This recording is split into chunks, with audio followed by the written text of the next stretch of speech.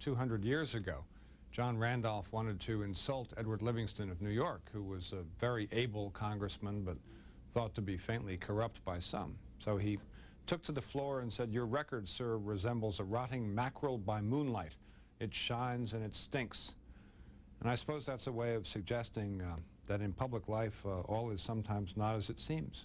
Why did you write it? The circumstances were I was reading Scott Fitzgerald's unfinished novel, The Last Tycoon, and I noticed he had written an outline. He finished 17 of the 30 chapters, and I said to my wife, it must be easy to write a novel if you're allowed to use an outline. It's kind of like an open book exam. So I wrote down the outline of a possible plot based loosely on an old Joseph Cotten movie that I'd seen back in the 50s, and never really departed from it. It came out very quickly. I dictated the first draft into a machine, which I'm accustomed to doing because of law practice, in 8 days, and then went over it pen and ink 5 or 6 more times. There are 2 parts of the book I want to ask you about. Chapter 1, you begin by saying, "Sometimes the good Lord closes one door and opens another. I was basically fired from my job as a federal prosecutor in Brooklyn." Take it from there. Well, our hero has had a lot of hard knocks, and he's gone through a lot of doors in his life. He's from the wrong side of the tracks, underclass Irish by his own claim.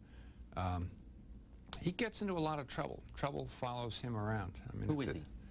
His name is Terry Mullally, and he was orphaned as a kid. It turns out late in the book that his father was messed up with some bad people, and his exit from this world was not as advertised to young Terry. And Terry is haunted throughout the book by fragmentary memories of his father and blames himself that he can't remember more. His father was killed when he was 5 years old. His mother died in childbirth. Terry was born the day that President John Kennedy was shot, so luck runs in the family. It's not all good either. But Terry's very able. He studies hard under the nuns and the Franciscans and learns a lot of Latin, a lot of physics, and becomes quite the litigator, quite the lawyer, quite the prosecutor, and is drafted to get into politics by some unhappy police unions, and does so to good effect. He puts all that jury trial experience to good use. Is there nonfiction material in this fiction book? Almost everything in this book happened. The book is dominated by dialogue, a la George V. Higgins, and much of the dialogue is lifted from my experience in the Justice Department. One advantage of dictating as opposed to working on a word processor or pen and ink is I think that does favor recording a spoken cadence, which I do here. Even the punctuation is meant to mimic a spoken cadence. If a character says, "What do I look stupid?" I'm going to put a comma in between "what do I" and "look stupid," even though that's not grammatically correct. Page 42, the move to New York prosecuting to a Boston private law practice was like shifting from 4th gear to 2nd at 60 miles an hour. The billing power at Warfield and Coles rested less on its size than its social connections. I met a couple of smoothies, to be sure, but I also ran into a good number of well-born idiots. I began to worry that I had landed into a backwater, and a tepid one at that. On slow days, I worried about getting the bends. Well, that means he's been in the fast lane prosecuting in New York City, organized crime cases, Asian drug cases, and suddenly he's in Boston where the pace is slower than in New York.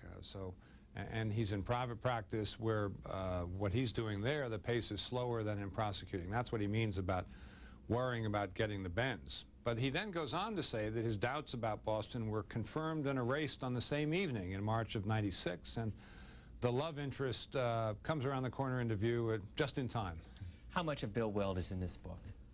Oh, a lot, as much as I could remember. The major characters are not, it's not a roman à clef. A character in the book does not correspond to a single individual. But you know, whatever I could pick up from my days in the Justice Department with Rudy Giuliani and others, my days as governor, there's a lot of one-liners in there that have actually seen the light of day, usually coming from my wife or press secretary or campaign manager. So he moves to Boston, works for a law firm, then what happens?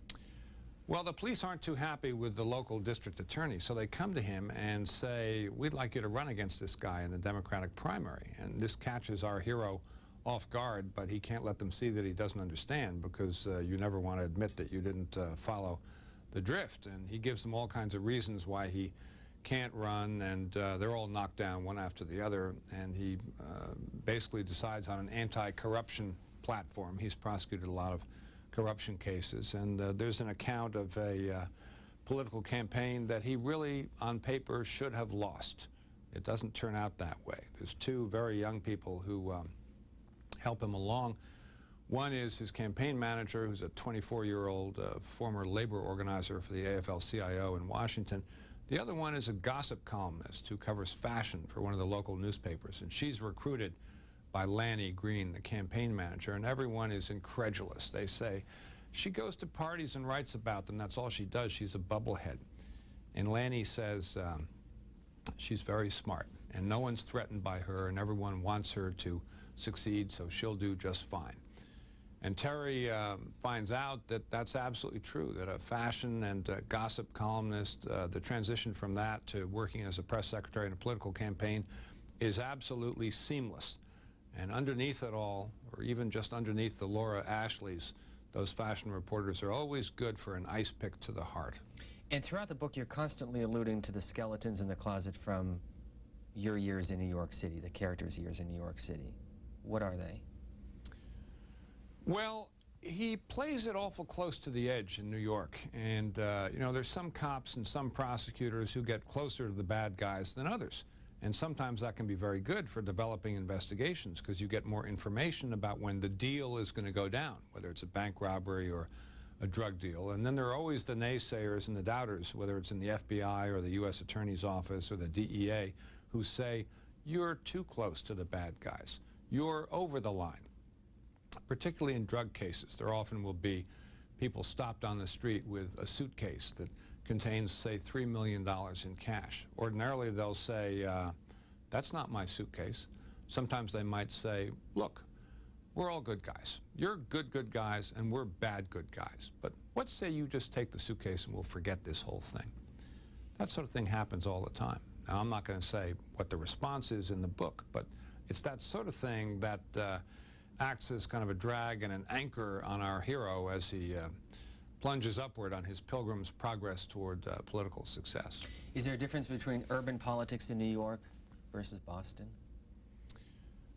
Well, the politics that you see here is mostly Boston. Massachusetts politics is probably the most blood sport oriented in the entire United States. The politics in New York, the West Side Democratic Reform Club, we never really get going with that.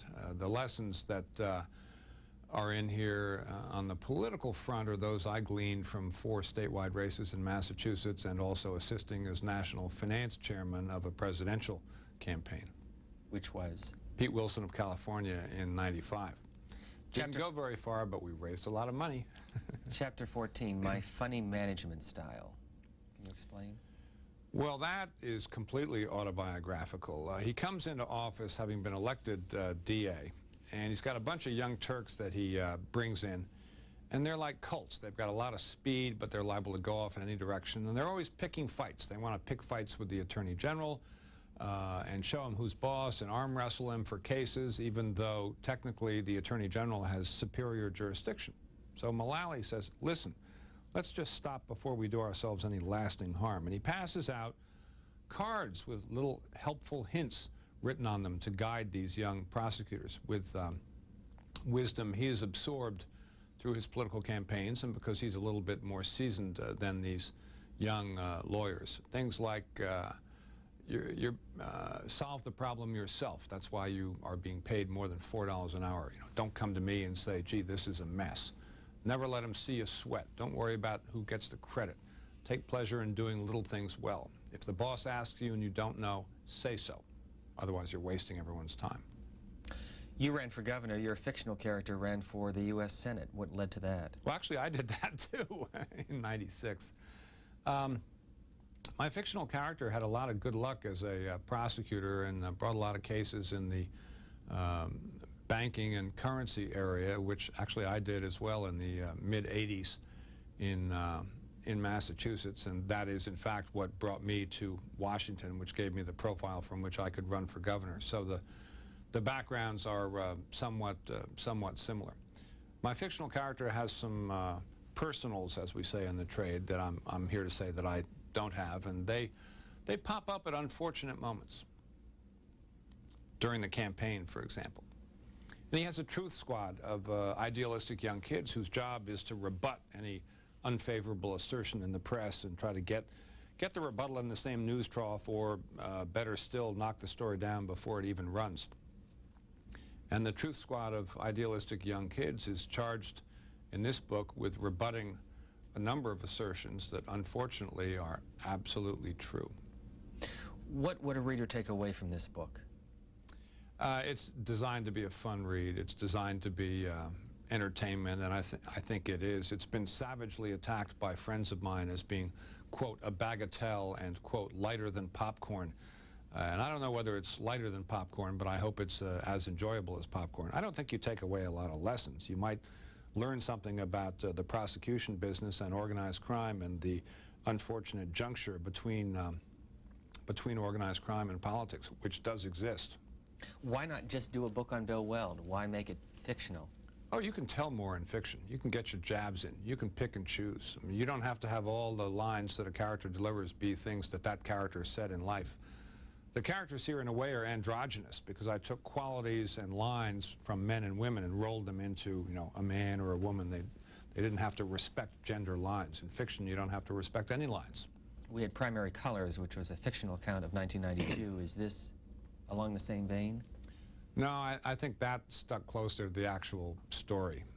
That was unmistakable. There's no political campaign in here that actually happened. There's no criminal case that actually happened. There are elements. I think it rings true because the two things I am qualified to write about are crime and politics. 7 years in Reagan's Justice Department, 7 years as governor. But there's no one-for-one tally. A couple of political questions. Why did you resign as governor, and any regrets? No regrets at all. I haven't been happier in my professional life in 15 years. I was in the middle of a fight with Jesse Helms about whether I was going to go to Mexico as the ambassador there, and I was spending half my time learning Spanish to get ready for that. Didn't hardly seem fair to the taxpayers in Massachusetts to spend full time on Mexico and Spanish when they were paying my salary. And I had, as my lieutenant governor, my alter ego in politics, a fellow named Paul Cellucci, who's now the governor, who looks as though he may very well be elected to a 4-year term in his own right in November. So I had no policy hesitation in leaving the governorship in his hands. Were you bored as governor? I think that's too strong. The press certainly asked me that in Massachusetts at the time. I think the most you could confidently say is that my interest had turned increasingly to the international area, not national, but international, which is why I was interested when President Clinton talked to me about the Mexico ambassadorship. But no, I could perfectly well have played it another way and finished 2 more years and done 8 instead of 7 as governor. What's next for you? Well, I'm engaged in the practice of law in New York and Boston with a great big old Chicago firm, McDermott, Will & Emery, that's all over the country. So I'm doing a certain amount of international law and domestic work. I'll probably pick a horse in 2000. I'm enjoying talking with the nags who are already saddling up for the 2000 race. I have a lot of friends on both sides of the aisle, so that's fun. I haven't taken my hand out of that entirely, but it's nice to do it as a spectator rather than as a gladiator for a change. And what's the state of American politics today? Oh, it's pretty sorry. It's pretty sorry. I wouldn't try to shine that sneaker. A lot of cynicism out there, a lot of not taking politics or policy seriously. When I worked for Senator Jacob Javits of New York in the Senate back in the 60s, there were still lions roaming the earth. People paid attention to senators giving speeches on the floor. Now, particularly in Washington, you have an unrelieved diet of let's gore the other person's ox. You know, the state of American politics is far healthier in our nation's state houses, where governors and legislators are working together to get the people's job done, than it is in Washington, where everybody just wants to gouge the political opponent. Does that come out in this book? It may come out more in the sequel. There's a second one? I finished 3 drafts of the second one. It's about 2/3 done, and if it's accepted for publication, it would come out next September. And how does this one conclude? What's the final chapter tell our readers? Well, there's a double whammy in this one along the lines of things not being what they seem, and in the closing chapters you find that assumptions you had made based on the narrative throughout the book turn out to be false. Former Governor William Weld, who's the author of Mackerel by Moonlight by Simon & Schuster, thank you. Thank you.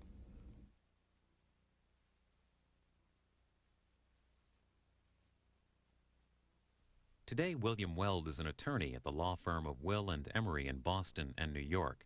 His book, Mackerel by Moonlight, is published by Simon & Schuster. You can reach the company online at www.simonsays.com. C-SPAN 2, created by Cable.